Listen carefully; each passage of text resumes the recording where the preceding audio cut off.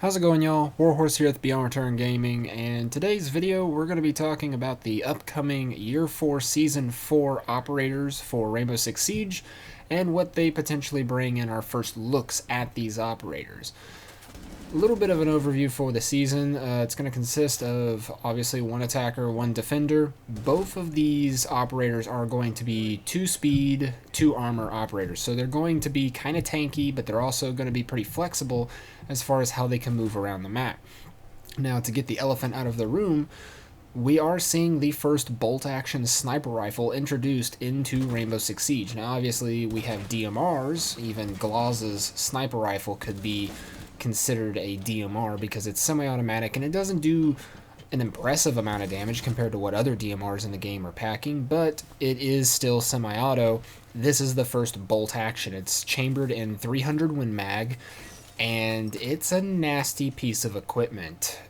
From what we've played in the test server that's out now, the sniper rifle has its quirks. It's definitely a gun that I foresee not in the immediate future of the test server, but something definitely in the making, is going to receive a nerf, because I can't see this gun being as potent as a weapon as it is into the live build. I feel like over the course of the test server, we're going to see multiple changes, whether it be the rate of fire, the scope, whatever. It's going to have to receive some form of a nerf, because with how it is right now, it's kind of ridiculous. This gun is a one-shot down. Obviously, headshots are still a one-shot kill, but even with rook armor on, from what we've played in the test server, it is still a one-shot down. You can see the sniper rifle here right now with its scope. Obviously, that was going to be a one-shot kill when Echo just gets domed there, but it's a little ridiculous to have rook armor or a 3 armor operator get hit in the chest with this thing and still be downed. Obviously, getting hit in the leg or an arm or something knocks down to a portion of their HP, but when we were playing around in the test server and got hit in the lower legs or whatever, it still took you down to like 10 HP or 5 HP at that, and that's a ridiculous amount of damage to have done by a single shot. The counter to that is it is bolt action, so you're only going to get the one shot, and then you got to rack the bolt back, but you can still keep the scope on target or holding that angle while you pull the bolt back, and I feel like that might get changed because it seems a little overpowered to me anyways to have that much firepower and be able to just keep a scope on target and just keep pulling the bolt back. But we're going to see how that goes as the test server develops. The other interesting characteristic of these operators is a lot of recycled guns. You can see the CZ75 is the secondary.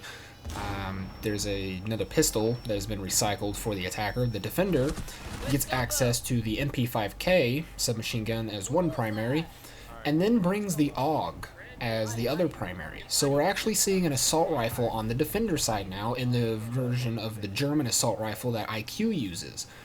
He cannot, though, equip an ACOG. So that is something to take in consideration is, yes, he does have an assault rifle, but much like Jaeger, there's no ACOG there. It's only reflex, hollow, and I believe red dot that could be applied to it.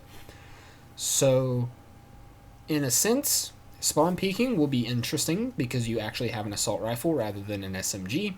But at the same time, without an ACOG, only time will tell as to whether or not he'll replace Jaeger. And his gadget does assist, kind of like Jaeger's, except unlike Jaeger, he doesn't outright destroy the frag, flashbang, or whatever, and he only destroys one.